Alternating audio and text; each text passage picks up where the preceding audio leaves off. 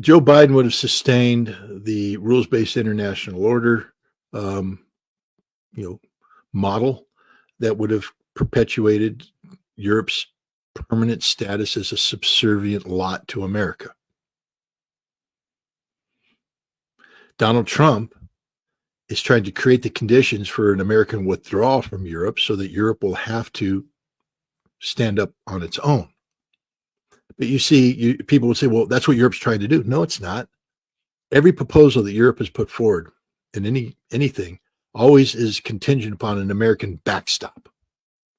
Even the brave French and British proposal to put 30,000 troops into Ukraine, not on the front lines, but there's a deterrence, requires an American backstop. That means you're not independent. That means you're not capable of anything. If you need us, you're nothing. And right now, Europe needs us, can't do anything without us. So therefore, Europe is nothing. So what's best for Europe? To continue down a path of being subservient to the United States. That was because they were pushing forward these policies of antagonism towards Russia, leading towards a nuclear war that would have destroyed all of Europe. Just make it very simple. Biden would have destroyed Europe. A Biden-type approach would have destroyed Europe. Or Trump, who wants to make a truly independent Europe. But, there's this thing called tough love. If my kid's living in the basement and they're now 40 years old, maybe it's time I kick him out of the basement and make him get a job. Make him learn what it's like to pay the bills. Tough love. Oh, it's problematic for the kid when he has to first leave the basement and get that job. They don't want to do that. They're kicking and screaming and all that. But eventually they get the job, they get a paycheck, they pay their rent, and they go, wait a minute, I'm independent. I'm my own person. Now, they don't live under my larger social economic umbrella. They don't get my club membership and all that, but they get to be themselves. And by creating good relations with Russia, they get to be themselves without fear of the gang next door coming in and beating them up. You see, because we're going to be at good relations with Russia, therefore Europe will be at good relations with Russia. Donald Trump is the best model for Europe going forward one can imagine. It's the only chance Europe ever has of becoming relevant. And again, it won't be relevant as a singularity, but be relevant the way old Europe used to be, where Germany was a nation state that people had diplomatic relations with. And Germany carried out its own independent foreign policy. France did as well. Italy did as well.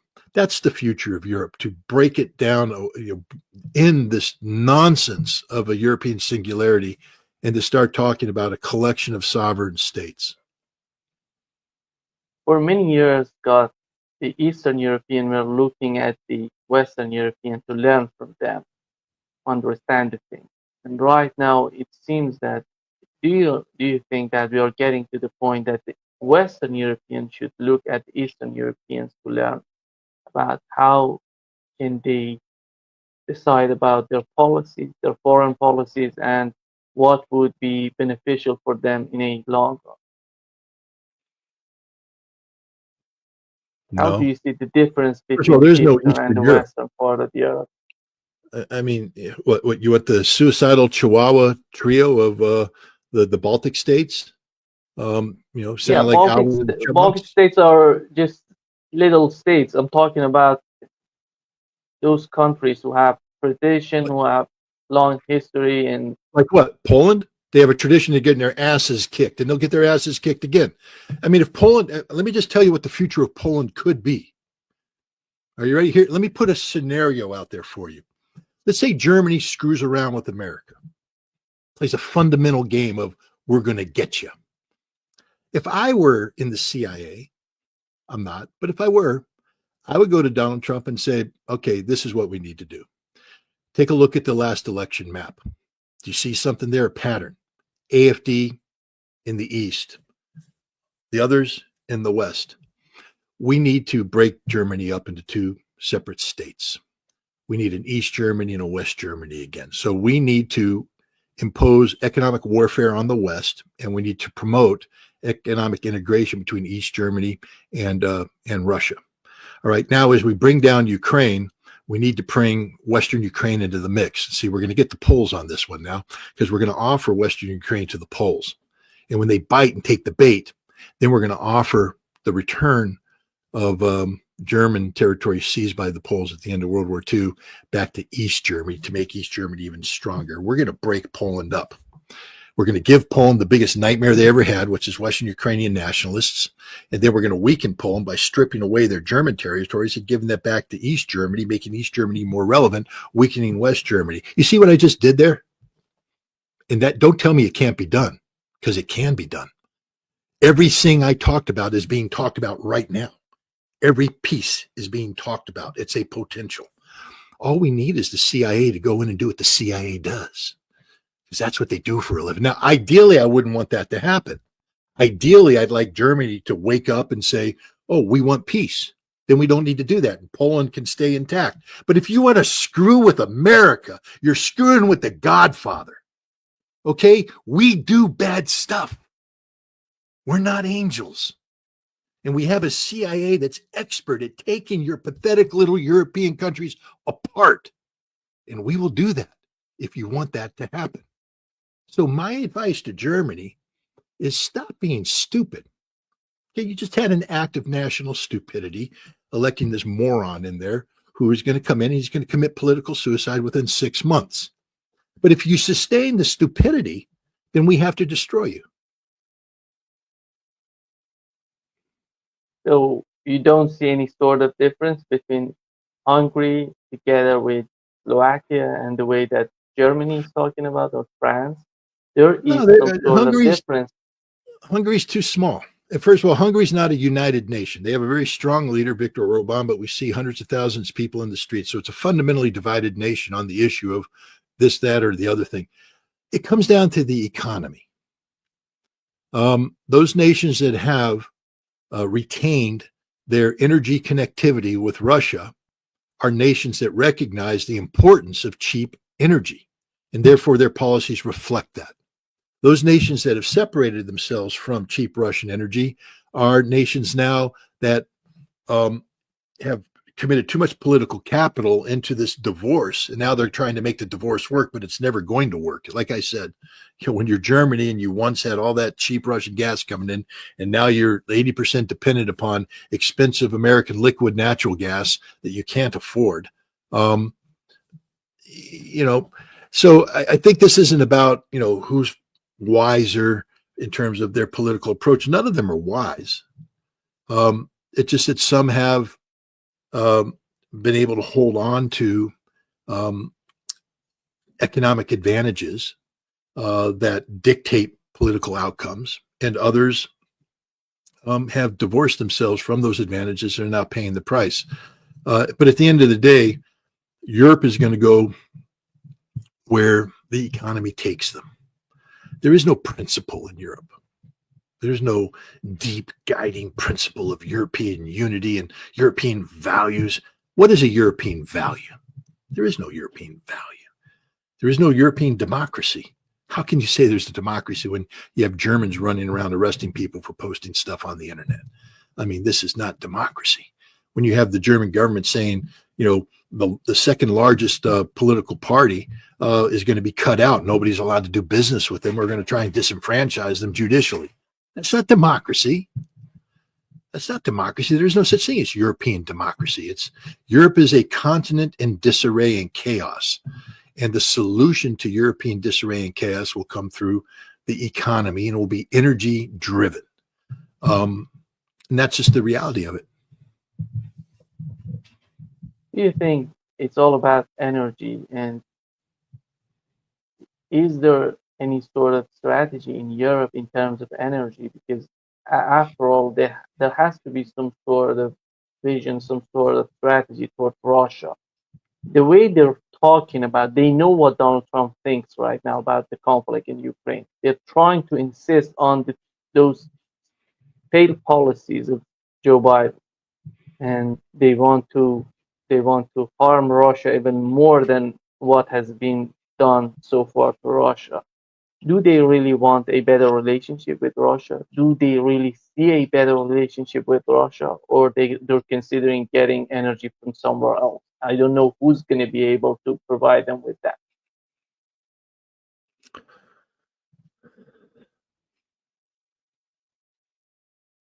I think European leaders have been held prisoner by American policy prerogatives for so long that they don't know what they think. I mean, it's impossible for me to get in the heads of Europeans. How work with me on this one, Nima? Olaf Scholz, not a stupid man. I mean, educated, experienced politician. Why did he stand there like a cuckold husband watching his wife get raped by his neighbor when Joe Biden said, I will blow up Nord Stream 2? Why did he do that? Because he is not the leader of a sovereign state. Germany is completely beholden to the United States.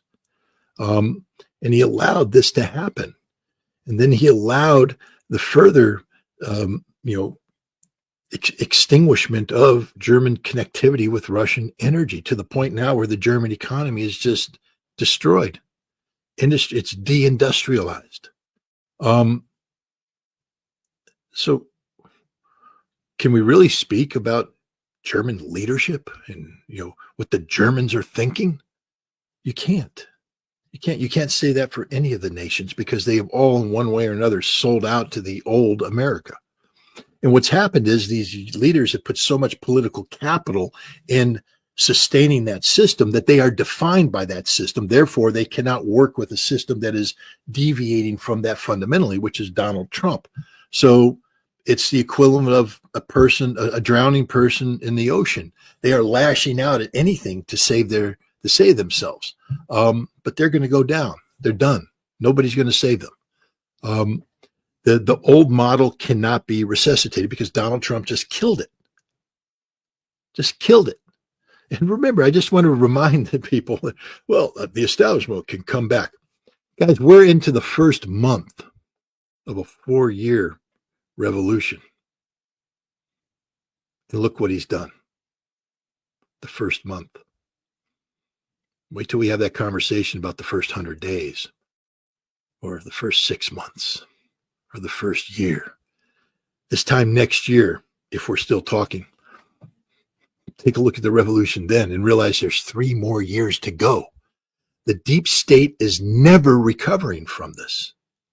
Every aspect of the deep state will be deconstructed because the deep state was reliant upon the money that the military-industrial congressional complex and other links, pharmaceutical, whatever you want to, however you want to describe it, the way the deep state worked is they sucked this money and they turned it. The money became the blood that fed this cancerous tumor that was defining what America was.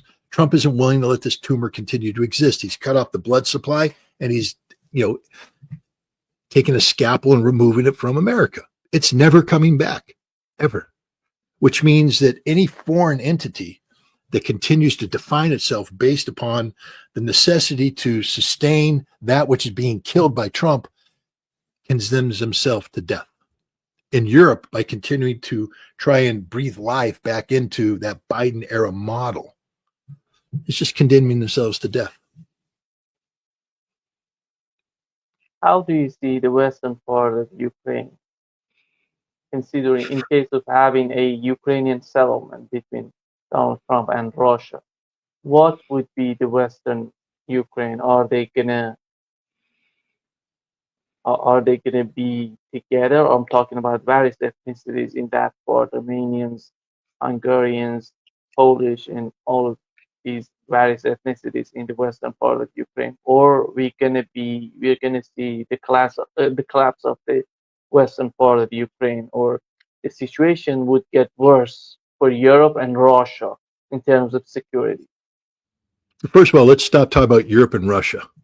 There is no connectivity there. Russia's situation is going to get better because Russia's made a strategic decision to deal with the only nation that counts, and that's the United States.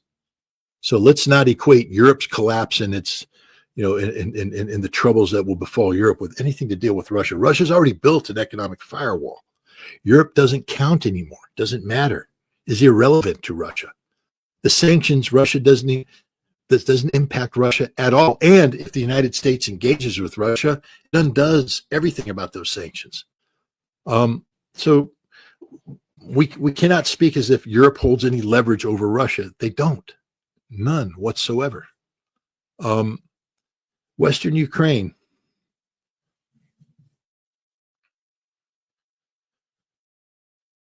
I mean, this is a problem. This is a real problem. We are dealing with a diseased people, ideologically diseased people who believe in something that you can't be allowed to believe in anymore. It's the equivalent of us trying to say at the end of World War II, well, we're going to let Bavaria hang out and the Nazi party be there. You know, it's okay. The war's over. We destroyed the German army. Don't worry about it. But in Bavaria, the Nazi party gets to stay there and they can have Hitler holidays and they can do all that kind of stuff. Reenact the Munich beer push and all that. And do you think anybody would sit there and go, that's a good plan? That's a really good plan. No, it's a horrible plan. So we had to denazify Nazi Germany. You do that by arresting a number of leaders, put them on trial, and hang them by the neck until dead or shoot them. There must be blood. Go take a look at the Nuremberg Tribunal and the decisions that were made there. Examples had to be made. Examples had to be made to ensure that the German people understood that that which had governed them is illegal, illegitimate, an abomination to the world. And so examples had to be made. They hung, gosh, was it 12 of the 21 were hung. Only 3 were acquitted. And everybody else got either life sentences or lengthy prison sentences. That's going to have to happen. Banderas will have to hang by the neck until dead.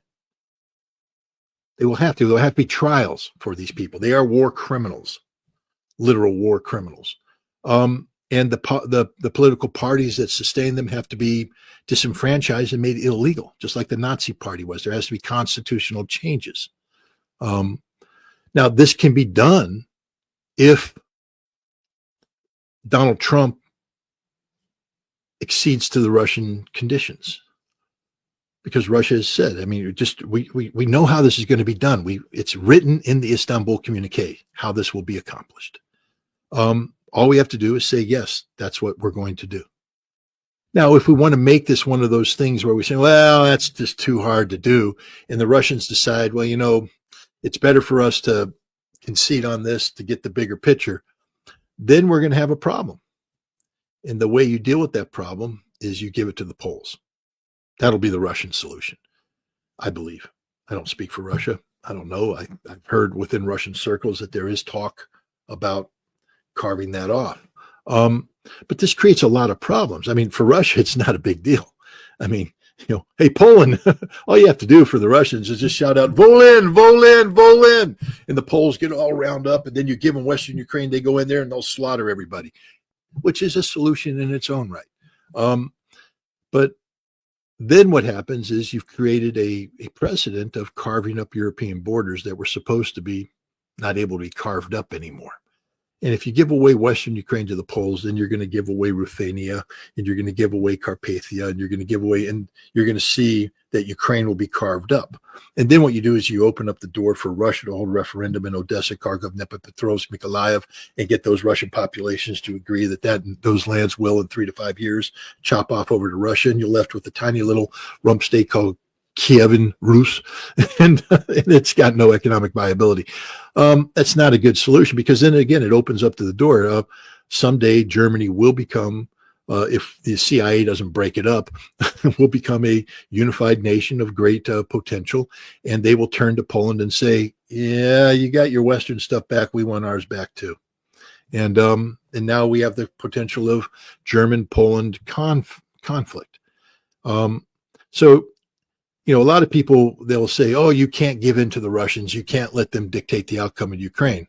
I say you have to let them dictate the outcome in Ukraine, because otherwise the solution is one that will be disastrous for Europe in the long run, that will lead to the lack of recognition of the permanence of borders, and will just pick off a scab on wounds that haven't healed. We know they haven't healed because we see the animosity between Germany and Poland about that border today. You know, so this is a real problem. So I think Western Ukraine, my feeling is that the Trump administration is paying more attention to what the Russians say than many people realize.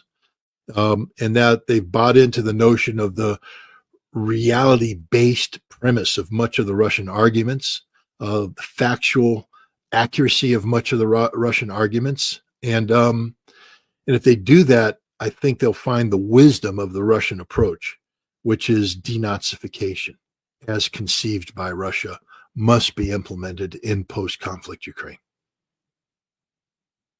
Do you see Russia accepting European troops or U.S. troops on Ukrainian soil, or maybe Chinese troops? I don't know. China's not going to put troops on the border. There won't be a foreign.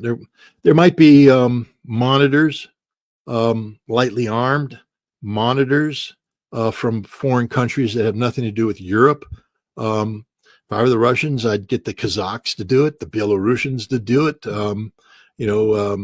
We could get a Uzbek contingent, Tajik contingent. Not China. China's a Security Council nation, but I'm just saying that there's ways to get nations to provide police forces to do border control operations. But the idea of a peacekeeping force, people forget what peacekeeping is all about. In order to be peacekeeping, there has to be a peace to be kept. That means both sides have to agree to something, and then the peacekeepers come in and implement that which the both sides have agreed to. You can't have NATO come in and be a one-sided implementation, because the sole purpose of the Macron-Starmer force is to provide a deterrence against Russia. That's not a peacekeeping force. That's a force of war. And then Russia will have to kill them all, and they will kill them all. So we need to be careful with the terminology we use and what we expect of this. There will be no European forces on the ground in Ukraine. There will be no American forces on the ground in Ukraine. There will be no significant military forces on the ground in Ukraine. If this thing is going to go down, there will be a peace. The Ukrainian military will be demilitarized.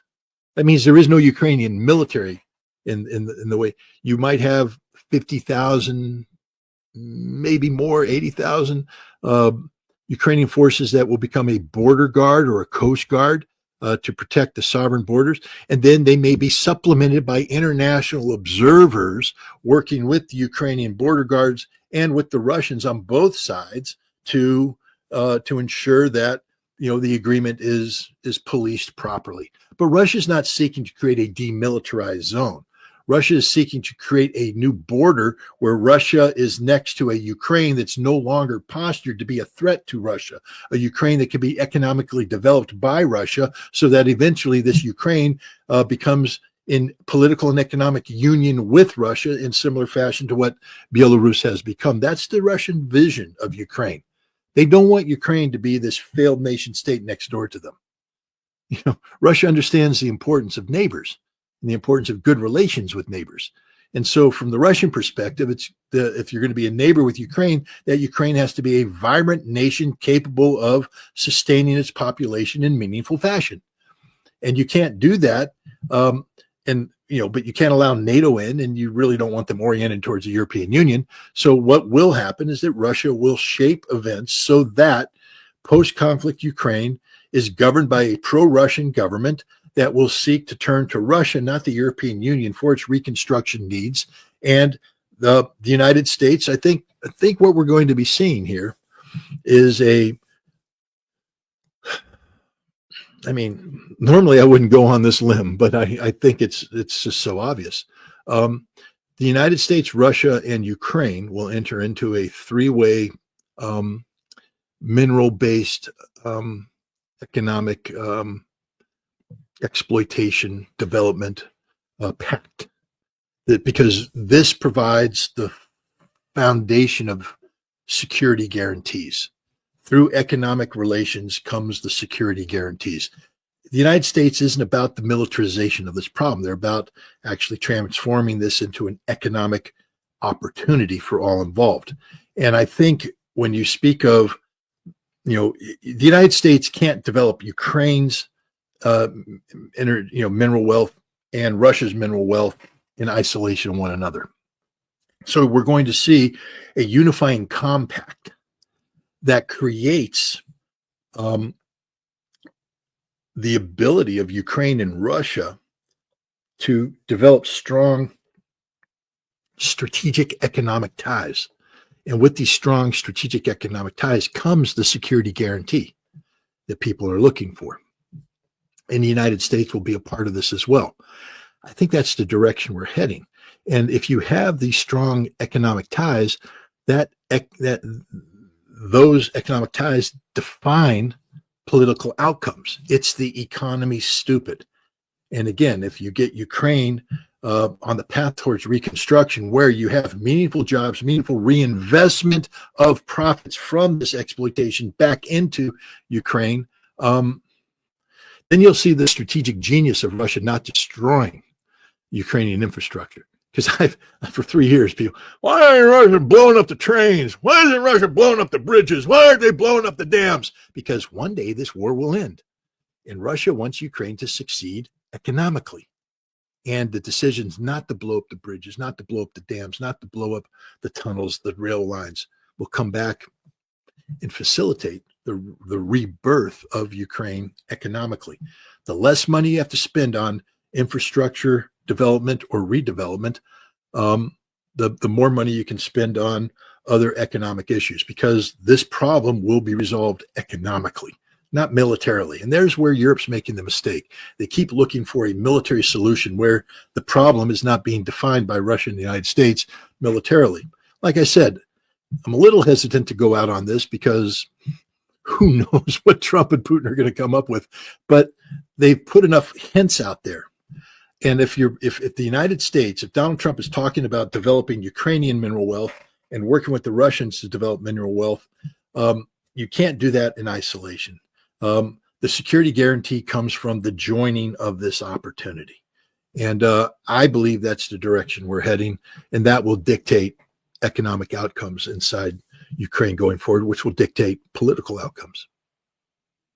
How would a Ukrainian settlement influence the situation in the Middle East and between Israel and Palestine?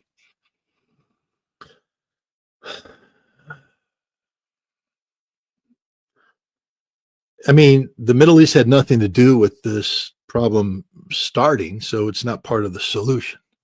To the extent that Russia would be liberated to put more diplomatic resources into the Middle East, working with the Turks on the issue of Syria, for instance, working with Iran. We just saw Lavrov go to Iran and reiterate security pacts, etc. This is an important element of creating a firewall against any American military intervention. The United States doesn't want to go to war with Iran, but there's a need to address the question of Iran's nuclear program to the satisfaction of the United States, resolve the Ukraine thing, get good American-Russian relations where we're talking to one another and cooperating with one another. Now we have the potential to bring Russia into the Iranian equation and stabilize that. And if you stabilize Iran, you take some pressure off of Israel. Russia, as people should know, played a very important role last year in bringing 14 Palestinian factions together to talk about creating a potential governing authority in a post-conflict Palestine. They turned that baton over to the Chinese, who took it a next step in this past summer. If Russia's liberated from this, and again, if Russia and the United States are working together as partners, now Russia can meet with their American counterparts and pitch this new governing entity as a replacement for Hamas.